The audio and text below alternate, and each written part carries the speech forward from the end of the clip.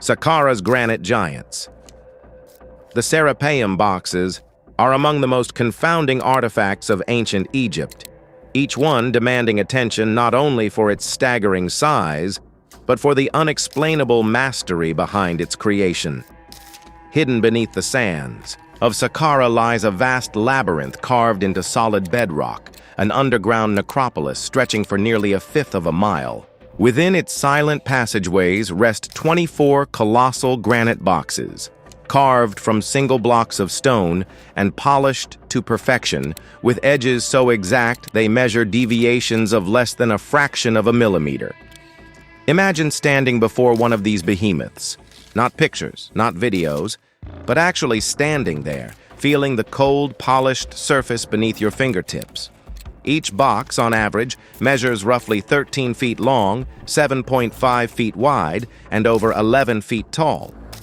These aren't your average burial containers. They're monolithic giants. Think of the dimensions of a small car, and then imagine that entire volume carved out of a single block of solid granite. Some of these massive blocks originated from quarries at Aswan, transported more than 500 miles across unforgiving terrain. Each box weighs between 70 and 100 tons. Yet somehow they were not only moved to this subterranean chamber, but also installed in corridors that are visibly narrower than the boxes themselves.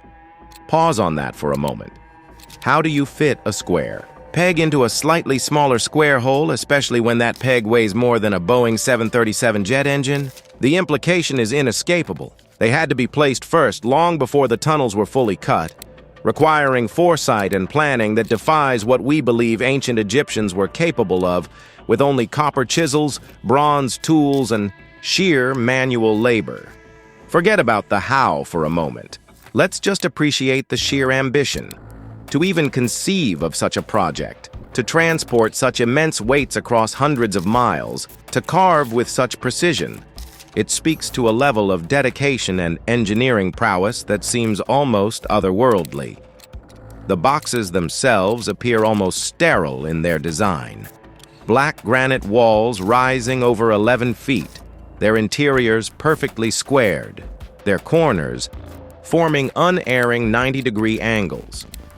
The geometry is so precise that even with modern diamond-tipped drills and computer-guided cutting machines, engineers admit recreating such dimensions today would pose a daunting challenge.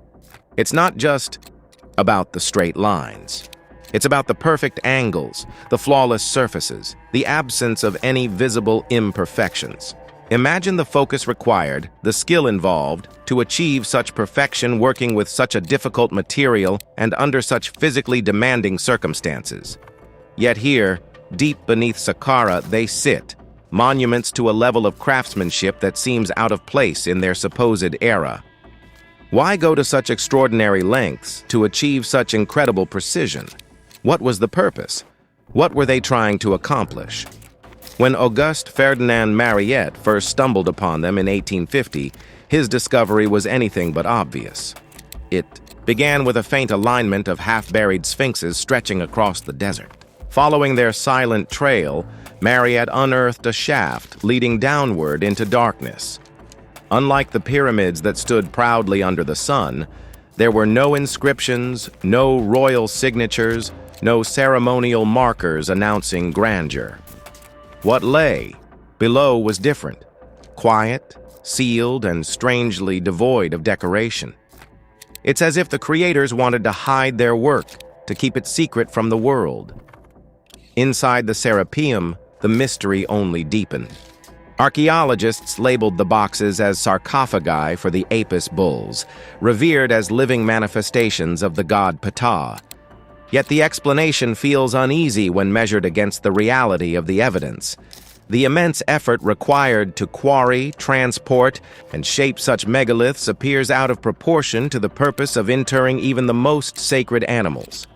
You don't build a Formula One race car to go to the grocery store. The scale just doesn't match the supposed objective. And when the lids were removed, nearly all the boxes stood empty. No bulls, no elaborate offerings, not even the faintest carvings or hieroglyphs to suggest their purpose. It's like finding a beautifully crafted treasure chest and discovering that it contains nothing. The emptiness only amplifies the mystery. The few remains discovered were later dated and shown to have been placed centuries after the boxes themselves were built, as though later hands attempted to retrofit meaning to something they did not understand. It's as if someone found these incredible boxes and thought, "Hey, let's put some stuff in here," without any real understanding of their original function. Some chambers show traces of abandonment, giant boxes left half-finished, edges chipped or unpolished, one enormous container wedged at an awkward angle as if frozen in the middle of a failed maneuver. The impression is less of a carefully completed project and more of one suddenly halted, leaving behind colossal relics without function or explanation. It suggests a sudden stop, a project abandoned midstream, leaving us with unanswered questions and tantalizing glimpses of what might have been. Even Marriott himself noted the uncanny atmosphere within those tunnels, describing the silence as oppressive, the air heavy as though the very stone pressed inward. Modern visitors echo the same unsettling sensation. It is not merely quiet, it feels unnatural, a stillness that lingers like the residue of a secret, long buried. It's a place that whispers of untold stories, of mysteries that refuse to be solved. Yet the deeper one looks at the Serapeum, the more contradictions seem to surface. So, what if these silent chambers are holding on to answers humanity was never meant to uncover? Keep watching, because the revelations ahead might leave you questioning everything you thought you knew about ancient Egypt. Traditional explanations offered by mainstream archaeology often feel like a puzzle box where the pieces simply don't quite fit. The official dating of these gargantuan granite boxes, for instance, hinges less on their impeccable engineering and more on the somewhat crude hieroglyphs scratched onto the surface of a select few. Egyptologists often assign a date around 3000 BC to these inscriptions, and then, by a rather loose association, they extend that same date to the boxes themselves. But this is where the foundation starts to crumble, doesn't it? A closer inspection reveals a stark contrast, almost a jarring disconnect. The hieroglyphs, frankly, appear rough, almost carelessly executed. They stand in stark opposition to the flawless polish, the almost otherworldly smoothness of the granite itself. The boxes boast a deep, mirror-like finish, reflecting an extraordinary level of skill, while these so-called inscriptions resemble little more than hurried graffiti. It's difficult to reconcile the idea that the very same craftsmen who achieved such astounding precision in geometry would then hand over their masterpiece to someone with a chisel who then proceeded to carve figures that are, let's be honest, no more sophisticated than simple scribbles. This mismatch has led some to entertain a rather unsettling possibility. Perhaps the boxes and the inscriptions don't actually belong to the same era or even the same civilization. If this were the case, then these engravings might be a later addition, a somewhat clumsy attempt by a subsequent culture to lay claim to something that they neither designed nor fully understood. Think of it like finding a priceless vintage car and then sticking a bumper sticker on it. It just doesn't quite gel, does it? The mathematical mastery evident in the Serapeum boxes, with tolerances measured in thousandths of an inch, sits worlds apart from the unsteady hand that etched those symbols onto their surface. And the plot thickens considerably when we consider the source of the stone itself. Not all of the granite comes from the local Saqqara quarries. Geological analysis has revealed that the granite used for several of the boxes actually originates from quarries in Egypt's eastern desert, a staggering distance of nearly 800 miles away. Now, unlike Aswan, this region has no readily available river route connecting it to Saqqara. So how did they do it? How did they move blocks weighing well over 100 tons, some estimates suggest even exceeding 200 tons, before they were finished? Across rugged mountains and barren terrain without the benefit of modern machinery? It almost feels like a magic trick, doesn't it? Even imagining vast teams of men dragging these megaliths on wooden sledges strains credibility. The sheer logistical Complexity is mind-boggling. Other boxes have been traced back to Aswan, which is located around 500 miles to the south. Now, in this particular case, transport by the Nile seems a slightly more plausible scenario. But even here, the sheer scale of the operation raises some very serious questions. Remember, a single unfinished block of granite required for just one box would have weighed almost twice as much as the completed version. That's some serious cargo. How could such a monstrously massive object be loaded onto a vessel back in the 3rd millennium BC, kept stable against the powerful currents of the Nile, and then finally delivered safely upriver to Saqqara without the boats splintering into 1,000 pieces or capsizing altogether? The challenges are immense. Even when reduced to their final form, the finished boxes, weighing in at a hefty 70 to 100 tons each, would have presented a logistical nightmare of epic proportions. Modern engineers often draw comparisons, likening the challenge to moving a skyscraper's cornerstone using nothing more than ropes and sheer manpower. It's not only the transportation that seems improbable, the installation process itself is equally perplexing. These colossal monoliths were carefully lowered into narrow underground chambers and then perfectly aligned, their walls fitting snugly into carved notches with astonishing accuracy. The foresight required for such an undertaking suggests a mastery of planning and execution that just doesn't easily reconcile with what we're officially told about the tools and techniques available at the time. Every single detail, from the flawlessly polished interiors to the foreign origin of the granite itself, only serves to widen the chasm between conventional theory and the physical evidence that has been left behind. Far from neatly solving the riddle of the Serapeum boxes, these explanations add layers upon layers of confusion, leaving these silent, imposing structures suspended somewhere between accepted historical narrative and something far, far less understood. It leaves us to wonder, as always, just how much remains truly hidden in the sands of time. Beyond burial, exploring alternative theories, ancient technology, lost civilizations, and the enduring mystery of the Serapeum's purpose, the conventional narrative, as we've seen, struggles to account for the sheer precision and logistical nightmare presented by the Serapeum boxes. So, let's venture beyond the accepted explanations and explore some alternative possibilities. Could ancient technology, perhaps lost to time, have played a role? Or were these megalithic structures inherited from a forgotten civilization, leaving the Egyptians to grapple with their true purpose? The idea of advanced ancient technology is often met with skepticism, but consider the implications of the Serapeum itself. We are presented with objects crafted with tolerances that rival modern engineering standards, using a stone as unforgiving as granite. Mainstream archaeology attributes this feat to copper chisels and stone hammers, a claim that grows increasingly tenuous under scrutiny.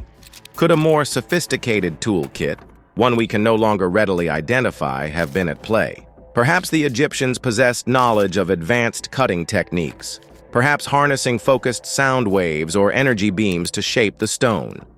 This isn't to suggest magic or fantasy, but rather to consider the possibility of technological solutions that have since been lost or suppressed. After all, our understanding of ancient technologies is constantly evolving. New discoveries are made all the time, challenging long-held assumptions. Furthermore, the sheer scale of the Serapeum project suggests a mastery of logistics and engineering that stretches the limits of what we believe possible for the 3rd millennium BC. The transportation of multi-ton granite blocks across vast distances, the precise alignment of these objects within narrow underground tunnels, these feats require a level of planning and execution that defies conventional explanations. Could a lost understanding of levitation or anti-gravity techniques have eased the burden of moving such immense objects? Another intriguing theory centers on the concept of a lost civilization, a culture that predates the Egyptians and possessed advanced knowledge of stoneworking and engineering. This civilization, according to some, may have been wiped out by a cataclysmic event, leaving behind only remnants of its once great achievements. Could the Serapeum boxes be among these remnants, inherited by the Egyptians and adapted for their own purposes? The notion of a lost civilization is often associated with Atlantis or other mythical lands, but the possibility remains that a sophisticated culture existed in the distant past, leaving behind megalithic structures that continue to baffle us today.